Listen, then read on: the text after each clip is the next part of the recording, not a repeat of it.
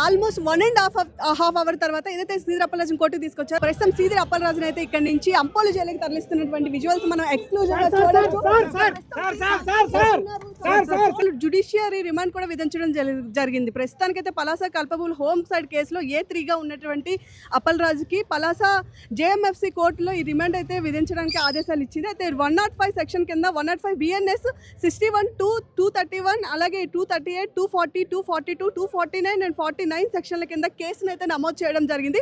ప్రస్తుతం తనను అరవ్ వర్మకు రక్షించేందుకు కుట్ర చేశారనేటటువంటి ఆరోపణల నేపథ్యంలో ఈ జడ్జిమెంట్ అయితే ప్రస్తుతం ఇక్కడ ఉండేటటువంటి కోర్టు అయితే ఇవ్వడం జరిగింది. మనం చూసుకున్నట్లయితే తనేడు అరవ్ వర్మను రక్షించేందుకు కావాలనే కుట్ర చేశారనే ఆరోపణలు ఉన్నాయి. అయితే వేరొక వ్యక్తిని నిందితుడిగా చూపించడానికి శ్రీధర్ అప్పలరాజు ప్రయత్నించిన విధంగా అందుకోసం అని చెప్పి ఇదంతా చేసినట్టుగా అయితే ప్రస్తుతానికి జడ్జిమెంట్ అయితే రావడం జరిగింది. ఫైనల్ జడ్జిమెంట్ తర్వాత 14 days రిమాండ్ అయితే విధించారు. కాబట్టి ఈ 14 days ఆయనకి ఏదైతే అంపోల్లో ఉండేటటువంటి జైలు ఉంటుందో ఆ జైల్లో అయితే మాత్రం సెక్షన్ విధించడం జరిగింది. ప్రస్తుతం శ్రీధర్ అప్పలరాజుని ఏదైతే పలాసలో ఉండేటటువంటి కోర్టు దగ్గర నుంచి అంపోలు జైలుకు తరలించేటటువంటి ప్రయత్నం చేస్తున్నారు. మరొక వైపు మనం చూసుకున్నట్లయితే ఏదైతే ఈ జడ్జిమెంట్ ఉందో జడ్జిమెంట్ మీద చాలా వరకు శ్రీధర్ అప్పలరాజుకు సంబంధించినటువంటి వర్గం అంతా కూడా చాలా అసంతృప్తితో ఉన్నారని చెప్పుకోవచ్చు. ఎవరైతే ఆయన తరపు నుంచి వాదించినటువంటి లాయర్ ఉన్నారో ఆయన కూడా అదే చెప్తున్నారు. చట్టాన్ని చుట్టంగా చూసుకొని సెక్షన్స్ అన్ని మార్చి మరి ఇలాంటి సెక్షన్స్ విధించి మరి ఈ జడ్జిమెంట్ వచ్చే విధంగా చేసుకున్నారు, వాళ్ళకి ఫేవరబుల్గా చేసుకున్నారు అని చెప్తున్నారు. సో దీని మీద ఖచ్చితంగా